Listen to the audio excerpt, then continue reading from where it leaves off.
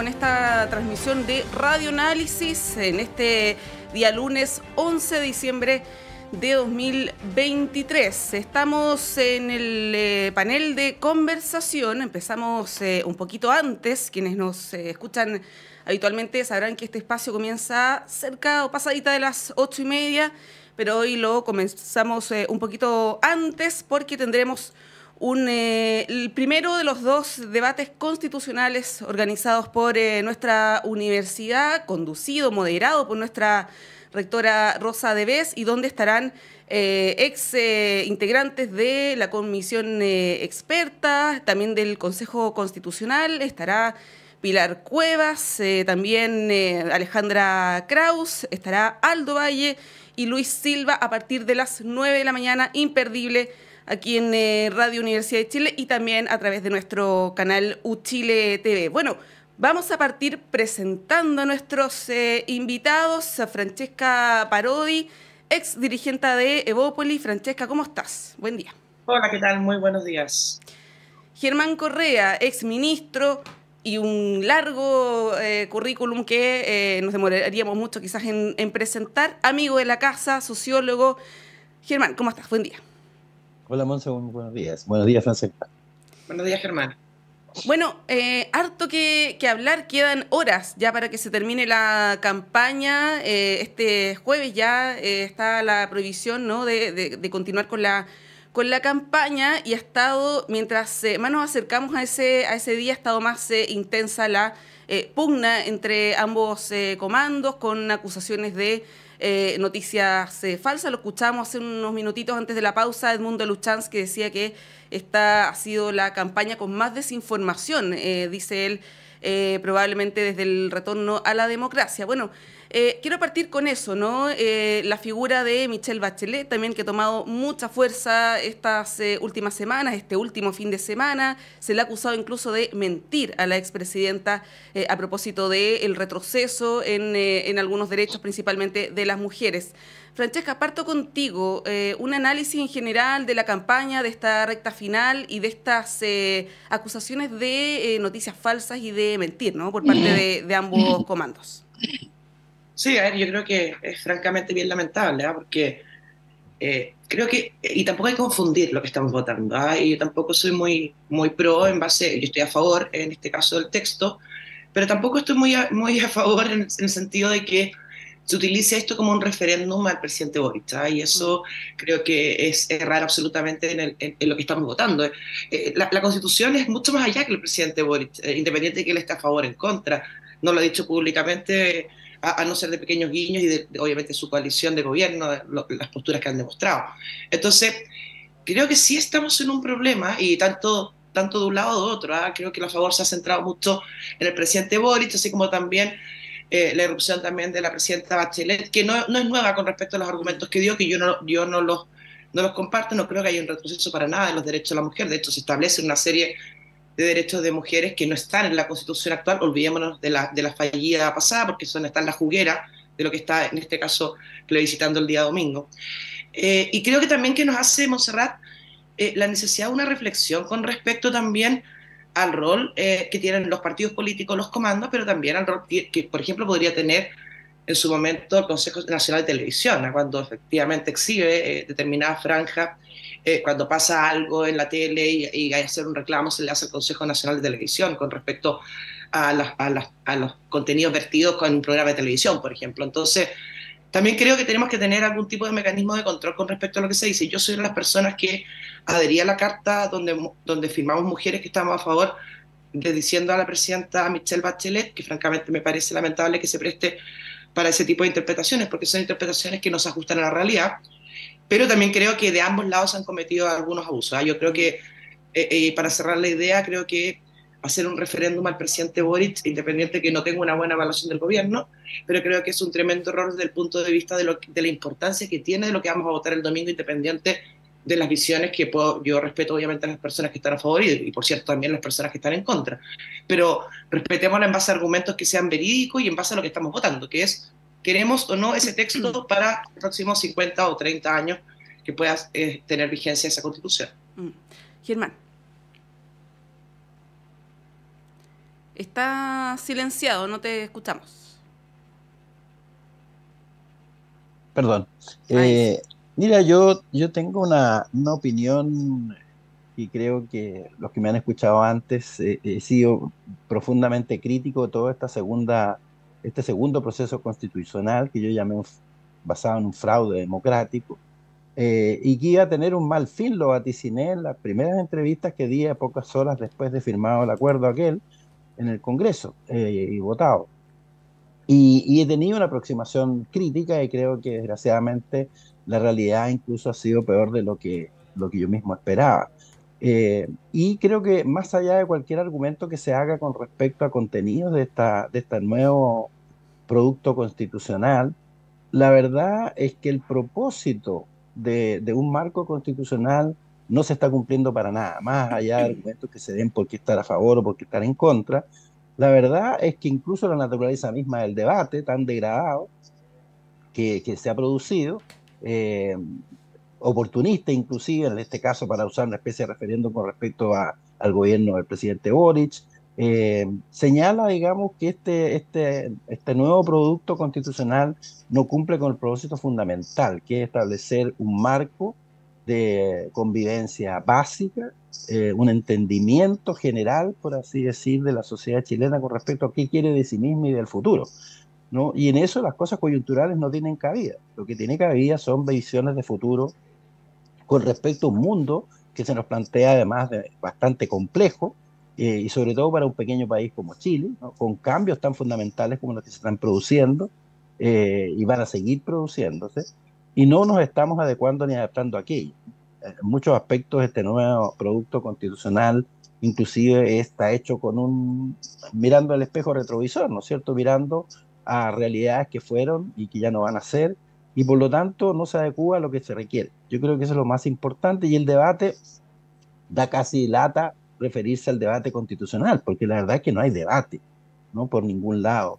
La banalidad, la superficialidad de las cosas que se dicen son extremas, y solo señalan el punto bastante crítico que nos encontramos como sociedad. Así que la verdad, y cualquier cosa que suceda, se rechace o se apruebe finalmente este texto, el tema va a quedar abierto, no va a quedar resuelto, y este país vamos a seguir en esta situación de equilibrio inestable permanente, Sí, ya, desgraciadamente, por mucho tiempo. ya vamos a ir al post 17 de diciembre o al 18 de diciembre, ¿no? Por decirlo de manera retórica, Francesca, pero el tema de la degradación del debate, de las campañas, es algo que no vemos solamente en esta ocasión. Ya hace un rato que hay un patrón, podríamos decir, ¿no? Y parece que esto no va a mejorar porque no hay muchos incentivos para que eso ocurra. Está el tema del voto obligatorio, que tiene muchas virtudes, pero para estos efectos quizás no favorece mucho el buen debate, ¿no? ¿Cómo ves eso? ¿Cómo lo proyectas? ¿Crees que que podría haber vuelta atrás en esto, o que vamos a caer en una espiral de ataques, ¿no? De política en el barro, por decirlo de alguna manera? ¿Cómo lo ves? Porque esto, bueno, tiene varias consecuencias, pues, y es bien nocivo, no solamente para la convivencia democrática, también, por ejemplo, para un voto informado, porque estamos hablando de muchas cosas, pero poco del texto probablemente. ¿Cómo lo ves? Sí, la sé, Montserrat, que soy bien crítica yo con el voto obligatorio, y me represento a mí misma y no a mi partido en este caso. Soy bien crítica con el voto obligatorio, porque creo que es hacerle un favor, en este caso, a la banalidad del debate en general. O sea, el hecho de establecer el voto obligatorio hace que ya el fantasma de la abstención no sea algo que vaya en perjuicio, en este caso, de los políticos, del debate político, sino que demuestra una ciudadanía súper interesada en votar, y la gente cree que con eso los políticos lo están haciendo muy bien, y eso significa que el debate ha estado a la altura y logró convocar a la ciudadanía, que es todo lo contrario. Básicamente la gente va a votar porque está obligada a ir a votar y porque tiene el fantasma atrás de las multas, independiente si se apliquen o no se apliquen las multas. Entonces creo que efectivamente el voto obligatorio te genera ese incentivo perverso de tratar de convencer a una ciudadanía que por lo general está más desinteresada en la política, con alguna u otra opción, probablemente en decisiones de último minuto, de gente que habitualmente no va a votar. Entonces creo que el voto obligatorio te genera eso, te genera también un discurso bastante menos de fondo, bastante menos de movilizar a la ciudadanía, sino que es obligar a la ciudadanía, y con eso también la clase política está mucho más tranquila porque la participación es mucho más alta que en un voto voluntario que ya lo vivimos. Yo creo que el retroceso al voto obligatorio también nos lleva hacia allá. Yo no estoy de acuerdo con el voto obligatorio, no voy a estar de acuerdo tampoco con ese retroceso que creo que es en libertades democráticas que hicimos. Eh, creo que es complejo, de hecho, entrar en un debate. Creo que este proceso, a diferencia de lo que dice Germán, yo no creo que haya estado desdibujado en principio. Creo que se fue diluyendo, sí, claramente en el proceso. Creo que hubo un menor interés mediático también con respecto, recordemos que la Convención 1 era casi un reality show de cómo lo andábamos siguiendo, de todo lo que hacían, cómo llegaban vestidos y que cantaban, a diferencia de este que fue bastante más sobrio y quizás tenía menos espectacularidad el debate en sí mismo. Pero yo sí concuerdo con algo que algo esbozó Germán, que es el hecho de que, independiente de lo que pase el día domingo, una constitución tiene que convocar amplias mayorías, y eso yo lo veo complejo, y creo que también nos farreamos la oportunidad de poder hacer un gran acuerdo dentro de la convención, independiente del acuerdo del inicio, sino con gran debate político con todos los sectores, para poder sacar un texto que uniera a todos los sectores políticos, por lo menos representados dentro del Consejo Constitucional.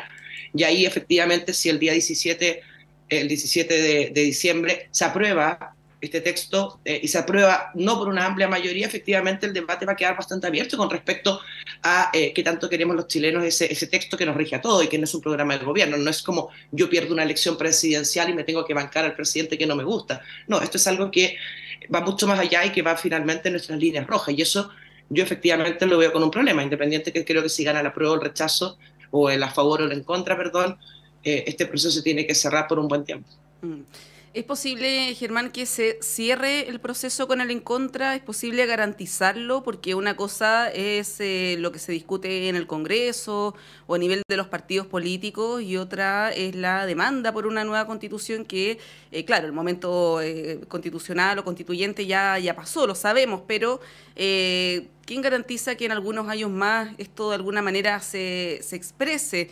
Lo pregunto porque también en las encuestas, si bien hay una apatía generalizada respecto de este proceso, sigue existiendo un interés mayoritario porque se redacte una constitución en democracia. ¿Cómo ves ahí esa especie de contradicción?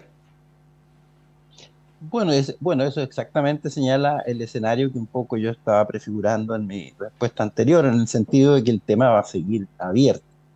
Si bien es cierto que los problemas de la vida cotidiana de las personas y de las familias no van a ser resueltos automáticamente con una nueva constitución, yo creo que ya en Chile se produjo el cambio mayoritario en la sociedad chilena de entender por parte de chilenas y chilenos comunes y corrientes que hay un vínculo entre la forma de resolver su problema cotidiano y el marco constitucional que tiene para hacerlo. Eh, es un vínculo indirecto, si se quiere, pero hay en definitiva un vínculo, es decir, hay soluciones posibles o no posibles dentro de un determinado marco constitucional. Y ese es el marco en el cual todo gobierno va a trabajar, y por lo tanto, que al final tiene una consecuencia en los problemas cotidianos de la gente y cómo se resuelve, lo tiene. Y la gente, creo que la gran mayoría, me da la impresión que hizo ya esa especie de transición. Durante mucho tiempo se dijo, especialmente por parte de la concertación, que necesitábamos una nueva constitución, pero eso como que la gente no lo pescó mucho, por así decir, durante muchos años. Hasta que, ¿no es cierto?, el 2019 se produce el conecte finalmente, y que muchos de los planteamientos que la gente hacía requerían una nueva institucional, un nuevo marco de convivencia y de opciones de política pública que la constitución existente no permitía. De tal manera que esa transición, por así decir, se ha hecho de alguna manera. Y eso señala, por lo tanto, que el tema de una nueva constitución va a seguir estando presente, y se apruebe o se rechace, ¿no es cierto?, la que ahora se ofrece, ¿no? Yo espero que se rechace, la verdad, pero aunque se rechace, va a seguir estando, o se apruebe, va a seguir estando abierto el tema. Y ojalá que como país, ¿cierto? Y yo creo más que como país, yo creo que la dirigencia política, llámese como se llame, clase política, élite, como se llame, están dando la hora muchísimo. Y cuando las dirigencias políticas y las élites están dando la hora, no entienden, no conectan con lo que la gente quiere y siente, empiezan a pasar cosas como la que hemos visto en Argentina y a la chilena seguramente, ¿no es cierto? Va a pasar de manera menos estruendosa y espectacular, pero igual mal. Y ese es el problema que enfrentamos como sociedad. Yo creo que ese es el tremendo tema de fondo que está presente y tenemos un tema de calidad de la política que está conspirando en contra de una buena solución de país a este problema. Bueno, a propósito de conectar con la ciudadanía, Francesca, se ha hablado que el gobierno, y bueno, desde el mismo gobierno lo han planteado así, en caso de que gane el en contra, ya a partir del próximo lunes, en una semana más, se pondrían a trabajar en una agenda que está bien paralizada, la agenda legislativa, está el tema de pensiones, el pacto fiscal, ¿no? La situación de las ISAPRES, ya vamos a hablar de eso más en profundidad, toda la agenda de seguridad, este fast track que finalmente no cumplió la meta autoimpuesta. ¿Cómo ves el escenario el próximo lunes en caso que gane el en contra? Lo planteo así porque si gana el a favor, sabemos que la agenda del gobierno y la energía también va a ir a los proyectos de ley que se tienen que enviar, ¿no? Es otro el escenario. Si gana el en contra y nos quedamos en la misma situación en la que estamos ahora, ¿ves que hay posibilidades por parte de tu sector de llegar a acuerdos, por ejemplo, en materias como la previsional, el tema impositivo, salud, etcétera? ¿Cómo lo ves? A ver, Montserrat, yo solamente algo es que lo que pasa es que se normaliza mucho el argumento que tú das, que efectivamente coincido, ¿ah? Del hecho de y el problema de este gobierno que siempre ha sido después del plebiscito, después de la Convención 1, después de la votación de los constitucionales nuevos, ahora el plebiscito y sin embargo no se ha logrado avanzar. Yo creo que independiente si gana el a favor o el en contra, yo creo que el gobierno tiene que tirar su agenda y a esta sequía legislativa que ha tenido durante el último periodo también está al andar, y no solamente desde el punto de vista de la oposición, ¿ah? Porque efectivamente la mayoría de los proyectos de seguridad el gobierno los ha sacado adelante no con los votos de su propia coalición, sino que con los votos particularmente de Chile Vamos y también el sector incluso del Partido Republicano. Entonces, yo creo que el gobierno, más allá de esperar, tiene que empezar a conversar primero que nada con los suyos y después, obviamente, cruzar la vereda y conversar con la oposición. Pero yo creo que ya basta de esperar el día D para poder avanzar, porque efectivamente creo que hay un gobierno que está bastante dormido, viendo un poquito cómo la vida le pasa por el frente, sin poder entrar a un debate más allá. Yo creo que, a ver, disposición a conversar, espero y creo que la hay, ¿eh? Con respecto a todos los temas, no solamente los temas que nos gusten más o los que nos gusten menos. Efectivamente, el tema de las pensiones creo que es un temazo, el tema del pacto fiscal creo que es otro también, y que por cierto conversemos. Ahora también veamos bien para dónde van destinados esos dineros, porque de nuevo vuelven a revivir el tema del CAE. Entonces finalmente cuáles son las prioridades que tiene este gobierno, entendiendo que es un país que no está creciendo y es un país que está recaudando menos, y cuáles son lo que tenemos que poner delante en la fila porque es lo más urgente. Entonces yo creo que un poco basta del si gana la prueba o el rechazo, sino que conversen y que partan primero por conversar con los suyos, que creo que así finalmente ha tenido una oposición un poco más férrea el presidente Boric en sus propias filas que en las filas del frente, particularmente lo toco con temas asociados a seguridad. Germán.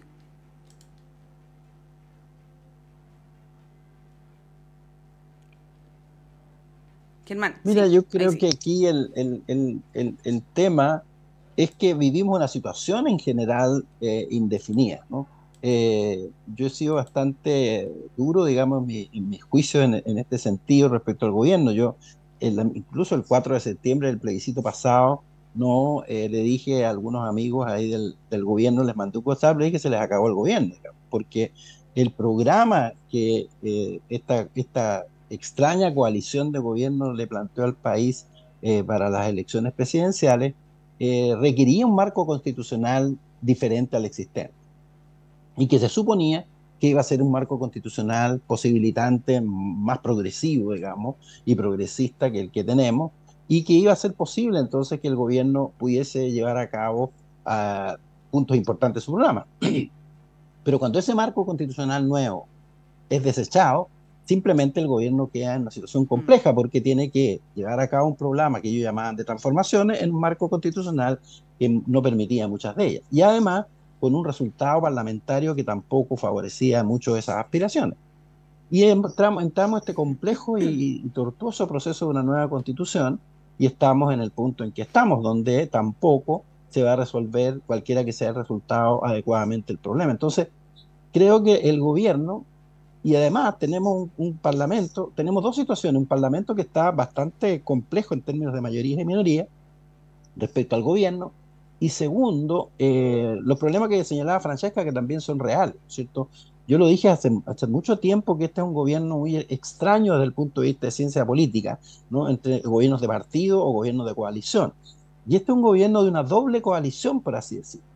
Entonces, la coalición que eligió al gobierno, ¿no? Es una, y por otra parte ha entrado mucha gente de la otra coalición con la cual este gobierno compitió, la gente que venía de la concertación, ¿no?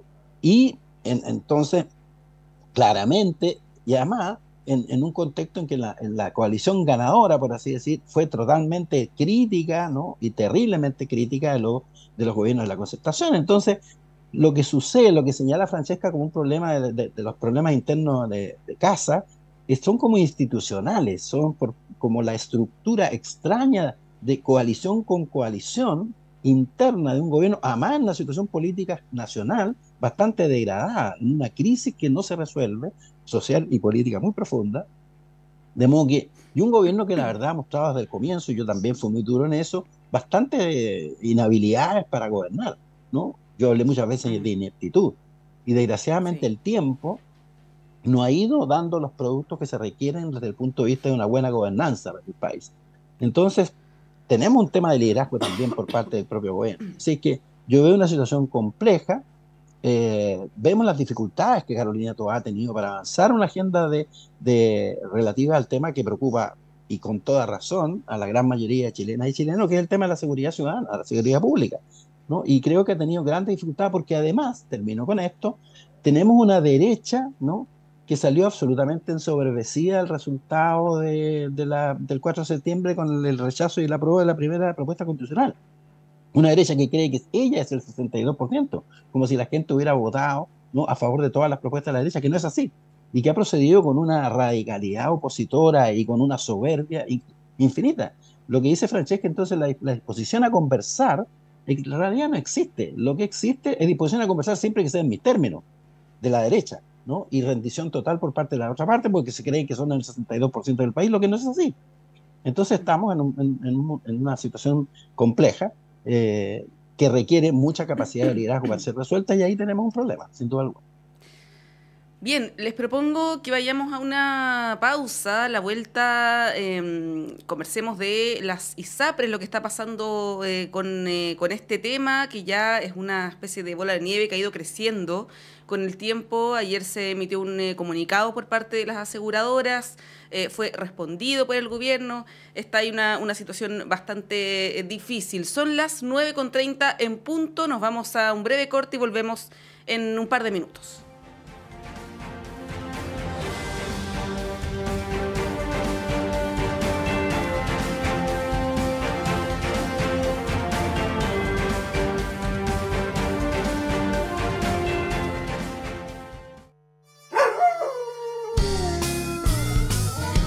Hola amigos de la Radio Universidad de Chile, soy Nelson Arriagada de la banda del Capitán Corneta y estaremos este jueves 14 de diciembre en la Sala Máster celebrando los 30 años del disco Perros Días. Disco icónico para mucha gente, para nosotros fue un debut y una gran experiencia y vamos a celebrarlo con grandes invitados, así que a disfrutar este jueves 14, nos vemos.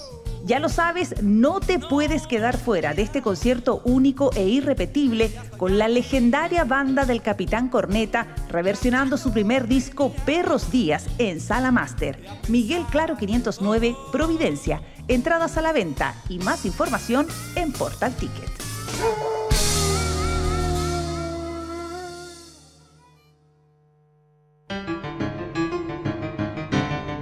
Radio Universidad de Chile les invita a escuchar el programa Contrastes, un panorama de la música, de arte chilena, conducido por Luis Orlandini, Svetlana Kotova, Andrés Mopin y Mario Mora, académicos del Departamento de Música de la Facultad de Artes de la Universidad de Chile.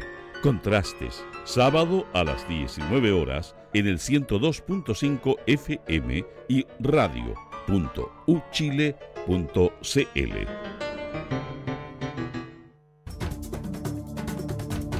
Hola, soy María Olga Mate y te quiero invitar a escuchar todos los lunes a las 5 de la tarde El Gran Teatro del Mundo, un escenario para conversar sobre nuestro rol en la sociedad, aquí en Radio Universidad de Chile, el 102.5 FM. Síguenos en nuestras redes, te esperamos.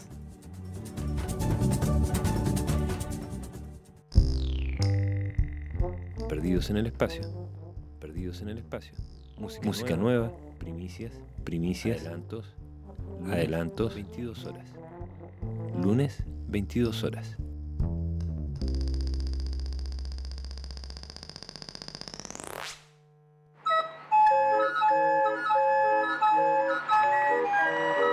Radio Universidad de Chile y el programa Citoyens, Pecados y Virtudes de la Ciudad, los quiero invitar cada jueves a las 20 horas a escuchar Conexión Patrimonial, Sonidos de la Geografía Humana, en su segunda temporada. Un microespacio dedicado a valorar nuestros tesoros humanos vivos y sus oficios patrimoniales, y que son parte de la memoria viva e histórica de nuestro país. Cada jueves a las 20 horas por la 102.5 FM, la radio que piensa. Porque aún tenemos patrimonio, ciudadanos. Este proyecto es financiado por el Fondo Nacional de Desarrollo Cultural y las Artes, Ámbito Regional de Financiamiento, Convocatoria 2023.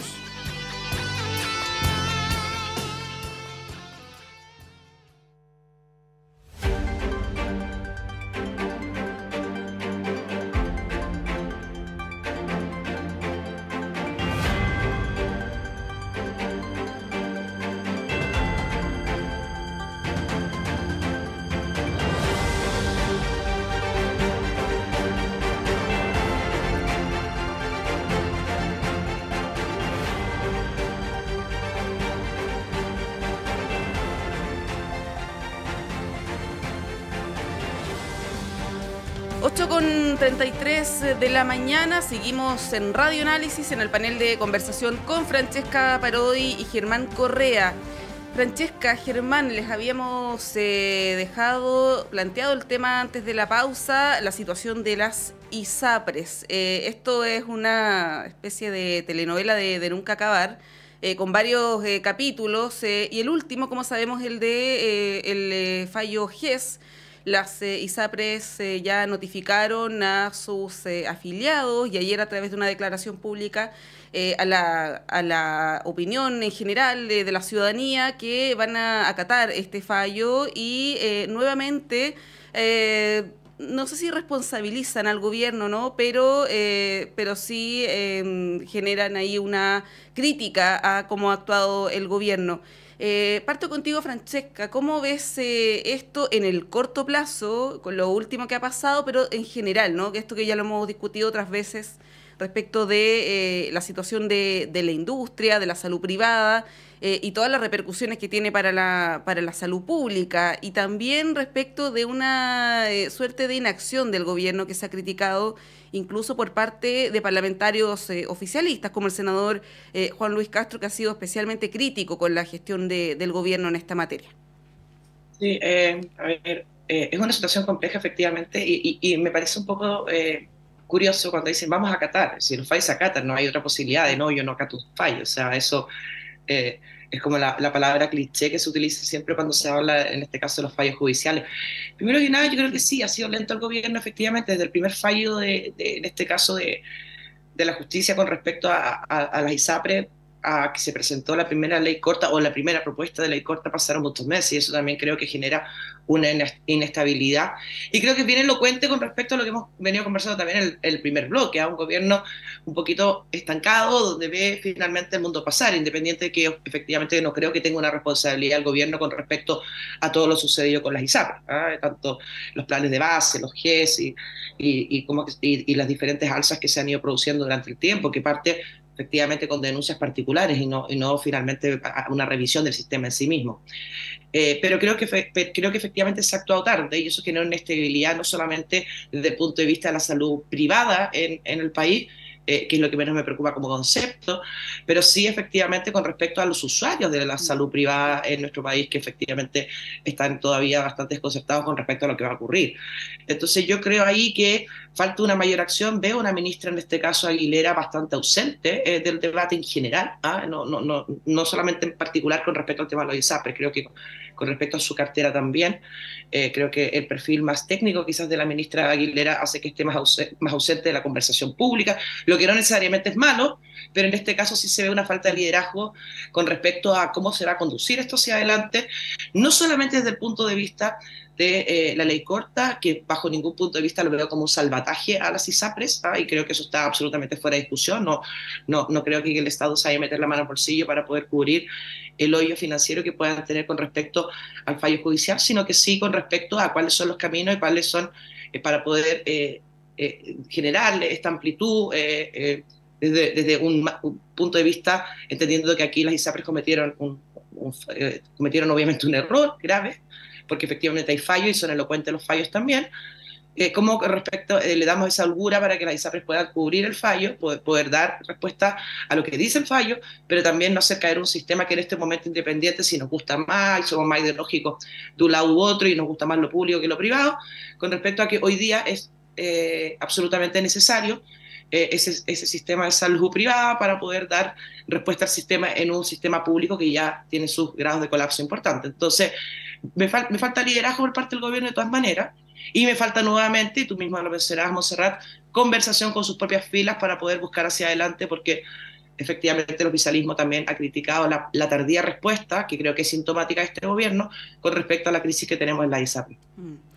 Germán, ¿cómo lo ves? Y lo último que dice Francesca, la respuesta del gobierno, que ha sido, como decía, cuestionada por parte del oficialismo, por una reacción tardía, por una inacción y por una falta de determinación o de una hoja de ruta respecto a qué hacer con este tema, porque una cosa es la solución inmediata, ¿no?, que se está proponiendo para el tema del fallo GES, que es adelantar esta alza que tienen las ISAPRES de los planes para marzo-abril, y otra es la ley corta, ¿no? Pero la solución de fondo más de largo plazo no se ve en el horizonte, no se ve que desde el gobierno se esté planteando, por ejemplo, una reforma integral al sistema de salud, en lo que hay, al parecer, bastante acuerdo, evidentemente con matices, ¿no? Esto es un tema que genera división entre los sectores políticos, pero por lo menos tener en el horizonte cuál es el plan del gobierno en esta materia, si es que las ISAPRES, por ejemplo, avancen a transformarse en seguros complementarios, el seguro único de salud. No se ve eso por parte del gobierno, no ha habido ninguna definición clara, solamente estas medidas de corto plazo. ¿Cómo evalúas tú ahí el rol que ha tenido el gobierno? Bueno, yo creo que aquí hay problemas de distinto nivel que se han ido mezclando en el proceso, creo yo. Y ver esto desde el punto de vista solamente del gobierno, las lentitudes, la falta de iniciativa, lo que sea que se le atribuye, creo que nos está dando la anchura del debate que se requiere. Primero, aquí hay un tema de una industria privada que quienes son partidarios de la economía de mercado a mí me han enseñado, ¿no es cierto?, que cuando a uno le va mal en los negocios es responsabilidad de uno, no del gobierno. Fue uno el que manejó mal un negocio y entró en problemas, y algunos hasta quiebran cuando las cosas lo hacen mal. Y este es un negocio privado, ¿no? Que lo han hecho pésimo y que además, ¿no es cierto?, además han cometido un delito. Ellos, ¿no es cierto?, sacaron dinero del bolsillo de cada uno de nosotros ilegalmente, ¿no? Y eso es lo que ha dicho en los fallos de la justicia. Aquí hubo un delito, ¿no? Y por lo tanto, cuando a mí me sacan plata del bolsillo, me la tienen que reponer, ¿no? No en productos, no en esto, no, me la tienen que reponer. Primera cosa. Segundo, estamos hablando de un problema que afecta al 15% solamente de la población del país. El 85% de chilenas y chilenos estamos en la salud pública, en FONASA. Y el tema que debiéramos estar discutiendo en serio es cómo fortalecer la salud pública, donde estamos la mayoría de chilenas y chilenos. Yo me retiré de la ISAPRES en el 2010 porque consideré que estaba pagando de más algo que no me satisfacía en absoluto. Planes que te ofrecían cobertura total que al final terminaban siendo cobertura no más del 40%, las pocas veces que usé la ISAPRE, de tal manera que había una estafa implícita inclusive en la oferta que te hacían. Tú pagabas carísimo por una salud que suponía que te cubría el 100% de los gastos, que al final del camino, cuando tú sacabas la cuenta, una raya final, no te pagaban más del 40% de todos los costos de algún evento de salud que tuviste. Entonces, encima no estabas obteniendo el producto que se suponía que te estaban ofreciendo. Publicidad engañosa se llama eso, además. De tal manera que todo esto se está pagando las consecuencias de un sistema pésimamente manejado, tremendamente lucrativo. La ISAPRE es cuestión de ver los balances de la ISAPRE, ¿no? Una de las industrias más lucrativas del país, ¿no? Con la salud de las personas, lucrando con la salud de las personas. Bueno, entonces aquí lo que tendríamos que estar discutiendo, y ahí el gobierno ha estado sin duda lentísimo, ¿no? Es el gran modelo de salud pública, de salud del país a futuro, ¿no? Si vamos a tener una salud más bien basada en la prevención que en la curación, porque una salud curativa es donde está el negocio, ¿no? Operaciones que te cobran 8 o 10 millones de pesos por una cosa simplísima, ¿no? Que tú en la salud pública te la hacen gratis, todas las cosas GES, por ejemplo, que es un tremendo avance del país. Entonces, ese es el eje del debate. No qué pasa con la ISAPRE. La ISAPRE tiene que devolver lo que cobraron de más, punto. Y si algunas quebran, quebrarán. Es la ley de la economía de mercado, que parece que opera solamente cuando se gana y no cuando se pierde.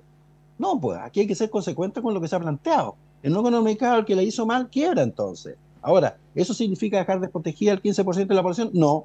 Ahí donde viene el tema de la solución, que el gobierno tendría que diseñar con respecto a un nuevo sistema de salud, ¿no? Donde el eje está siendo, los chilenas y chilenos estamos diciendo, el eje está siendo salud pública. Y lo que deberíamos estar discutiendo, cómo diablos fortalecemos la salud pública inyectándole importantes recursos, cómo cambiamos modelos de gestión. Yo soy de los que creo que en salud pública tenemos muchos problemas de gestión más que de recursos en muchos casos, ¿no? Y si faltan recursos, hay que poner recursos, pero también entrar a modelos de gestión diferentes. Entonces, sí ha habido sin duda alguna una falla por parte del gobierno, el tener una propuesta global, razonable, sensata, ¿no? De salud pública fundamentalmente, que tenga un complemento solamente de salud privada para los que quieren tenerlo y pueden pagarlo, naturalmente. O sea, la aproximación del gobierno debería ser diferente. Y no estar tratando, la ley corta y todas esas cosas, sí, son salvatajes de alguna manera a la ISAPRE. Cuando se hace un estudio en que se le reducen las miles de millones que han sacado los bolsillos chilenas y chilenos a una cantidad ínfima, eso es un salvataje, ¿no? Llámesele como se le llame. Y por lo tanto, eso es lo que sí no se puede permitir. Porque entonces significa que esta economía es capitalista para las ganancias y socialista para las pérdidas.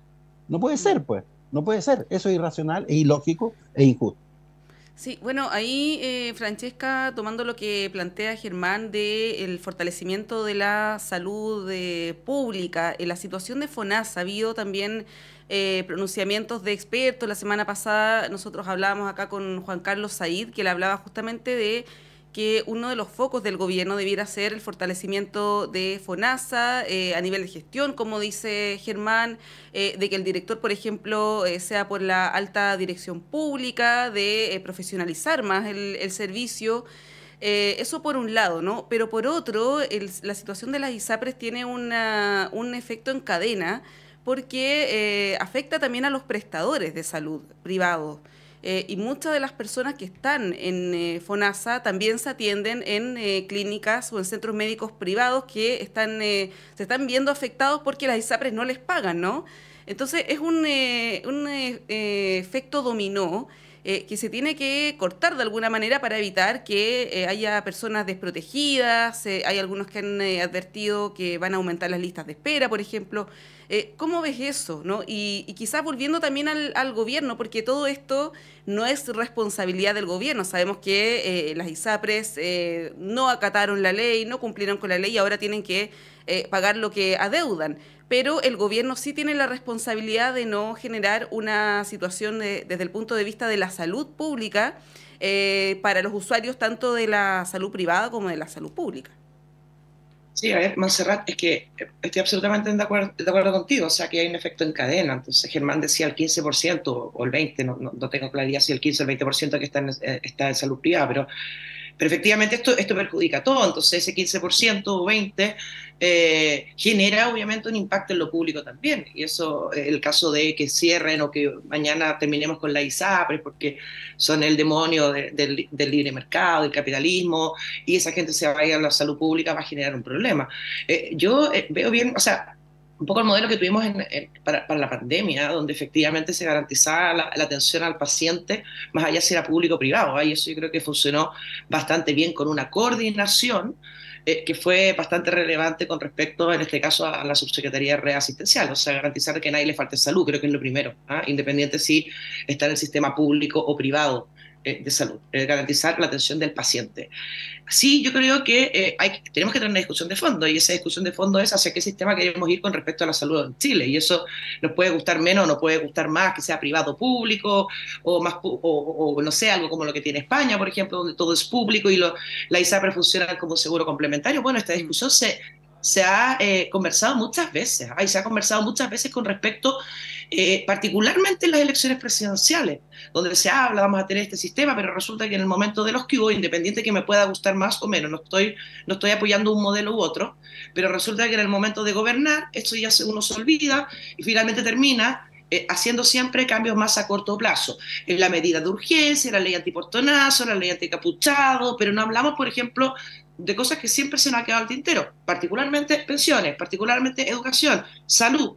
Y con respecto a estas medidas, ¿por qué? Porque no son a corto plazo y generan muchos problemas ideológicos, más que y pasando por encima de lo pragmático, con respecto a que tenemos un problema y que no hemos sido capaces de enfrentarlo, porque hoy día tenemos una crisis en la ISAPRE, pero también tenemos gente en lista de espera hace años en el sistema de salud pública. Entonces, independiente del sistema, y no estoy adscribiendo ni uno ni otro, pero conversémoslo, demos la cara y entendamos de que estas medidas, que pueden ser dolorosas muchas veces, con respecto a las consecuencias que puedan tener, finalmente son conversaciones que como país no hemos sido capaces de enfrentar. Y eso lo vamos a seguir arrastrando hasta que no tengamos a alguien que diga, bueno, pongamos los puntos sobre las i y avancemos con respecto al modelo que queremos. Es discutible el modelo, por cierto, pero sí efectivamente dejar de poner soluciones, porque lamentablemente llegamos tarde, y no le echo la culpa al gobierno, sino que a los gobiernos, con respecto a las decisiones que son más dolorosas, más a corto plazo, y que lamentablemente, y por eso creo que no avanzan, no traen beneficios electorales a corto plazo. Bueno, quiero que reservemos los últimos minutitos para hablar de Argentina. Ayer asumió Javier Milei ya como presidente de la República y ya conocemos algunas de sus medidas, más allá de los anuncios, ¿no? Ayer, por ejemplo, el mismo día que asumió, firmó un decreto para la reducción de ministerios, varios ministerios ahí que se van para la casa, por así decirlo. Y tuvo un discurso bien potente, ¿eh? Dijo, entre otras cosas, que no hay alternativa al ajuste y no hay alternativa al shock. Dijo también que sabemos que en el corto plazo la situación va a empeorar, pero luego veremos los frutos. Y también fue muy crítico con sus, no solamente con sus predecesores inmediatos, sino que en general. Él habló de los últimos 100 años en Argentina. Dijo, ningún gobierno ha recibido una herencia peor que la que estamos recibiendo nosotros. Bueno, parte de los dichos de la ahora presidente Javier Milei. Germán, no sé si tienes algún comentario, alguna reflexión de lo que está pasando en Argentina, alguna proyección, quizás es muy pronto, pero las señales que ha dado el presidente argentino son que no va a haber mucha gradualidad, habló de shock, ¿no? Y que va a cumplir gran parte de las promesas que hizo en campaña. ¿Cómo lo ves? Mira, una cosa es lo que él diga y otra cosa es lo que vaya a suceder en realidad, ¿no? Sobre todo en Argentina, es decir, yo creo que el caso de Argentina es bastante diferente al chileno, ¿no? Tenemos ahí un muy potente movimiento social, el movimiento sindical, con bastante fuerza. El kirchnerismo no solamente es una capa política por encima, sino que es parte de toda la tradición peronista con todas sus complejidades y especificidades además que tiene. Y yo creo que es una cosa es lo que él diga que va a hacer y otra cosa es lo que efectivamente vaya a hacer, vaya a poder hacer, ¿no? Y lo que sí se augura, yo diría, un periodo extremadamente difícil para Argentina, por desgracia, ¿no? Porque es un país muy rico, con grandes potencialidades, donde donde la política, creo yo, que no está a la altura de lo que ese país podría ser. Entonces, yo creo que va a ser una situación compleja, va a ser una especie de guerrilla permanente entre un presidente que quiere destruirlo todo, pero que no tiene tampoco mucho cómo construir, porque tampoco tiene un basamento político y parlamentario que le permita hacer todas las cosas que él dice que quiere hacer. Entonces, creo que vamos a ver una Argentina bastante conflictuada durante mucho tiempo, por desgracia, y con ingobernabilidad sustantiva, sin duda alguna. Pero recordemos además que en Argentina es un país federal, que ¿cierto? Están los gobiernos de los departamentos, que no son algunos de menor importancia, y que las realidades también se mueven de manera diferente en esos niveles. Entonces, yo diría que vamos a ver un futuro, a ver, como muy movido en lo mediático, pero en la realidad no creo que se vayan a producir con la rapidez y radicalidad que dice Milei que quiere producir los cambios que está señalando, y se van a producir verdaderas guerras de pronto, con todo el mundo sindical, tanto público como del mundo privado, bastante potente que existe en Argentina, de tal manera que veo una situación bastante compleja de nuestros hermanos vecinos. Sí, pues además no tiene ni de cerca la mayoría parlamentaria para impulsar varias de las reformas. Obvio. Entiendo que el Banco Central, por ejemplo, para poder cerrarlo necesita ahí el Congreso. Francesca. ¿Sí? Sí, a ver, compleja la situación de Argentina, no me hubiera gustado estar ese domingo votando por uno u otro, la verdad. Creo que hubiera tenido que hacer algo urgente, más allá que ir a la urna ese día. Pero yo creo que pasa un poco con los gobiernos, o sea, con una situación compleja que ha tenido Argentina durante los últimos años. Germán dijo, es un país muy rico, pero con gente muy pobre también. Eso, y efectivamente creo que el potencial que tiene Argentina se ha ido destruyendo durante los últimos años. A mí me parece curiosa la figura de Milei, porque creo que es un poco mesiánica con respecto a vengo a salvarlo todo, pero también es verdad que el otro día hablaba con unos amigos argentinos y me decían, sí, esto todo perdido. ¿Qué perdemos con este señor? Y decía, pero ¿no te parece que de repente es un poco excéntrico, que pueda tener ideas que incluso...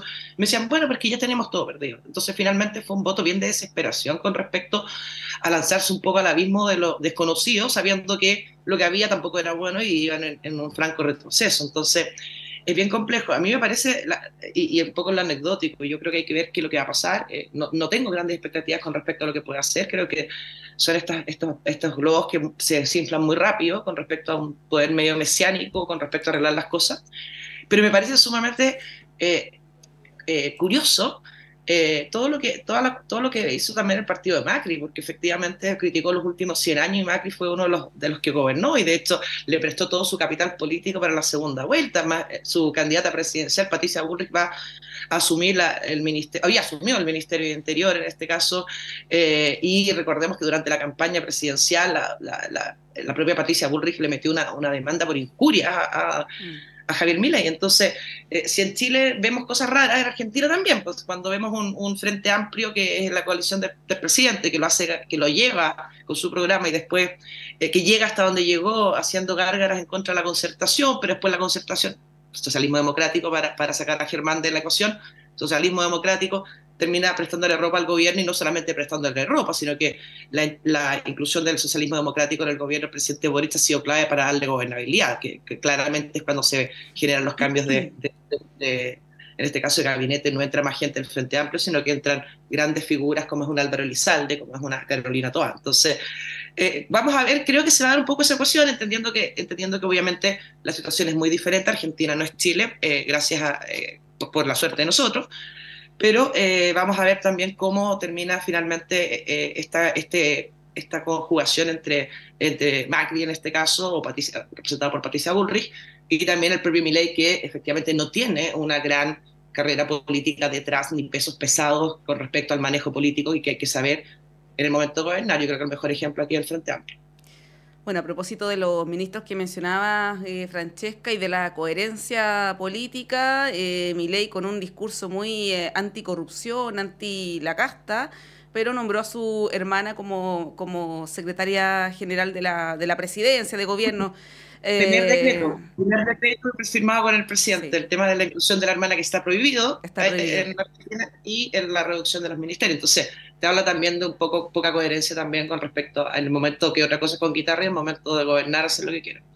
Absolutamente. Bueno, tenemos que ir cerrando. Dejamos a todos y todas que nos están escuchando y viendo que continúen en nuestra sintonía, porque ya viene, como decíamos al principio, el programa de debates constitucionales, el primero de 2 debates aquí en nuestra radio, organizados también por nuestra universidad, en la recta final, el de esta mañana, que empieza ahora en un par de minutitos más, moderado por nuestra rectora Rosa Debes. Participan en él los integrantes del Consejo de Expertos y también del Consejo Constitucional, la Comisión Experta y el Consejo Constitucional, Pilar Cuevas, Luis Silva, Alejandra Kraus y Aldo Valle. Muy interesante debate para que se queden en nuestra sintonía de Radio Universidad de Chile y también de nuestro canal Uchile TV. Nosotros nos despedimos. Germán Correa, muchas gracias por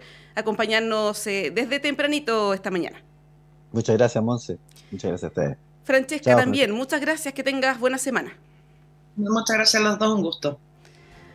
Nos vamos, faltan 3 minutos para las 9 de la mañana, hacemos un breve corte y ya volvemos con nuestra programación.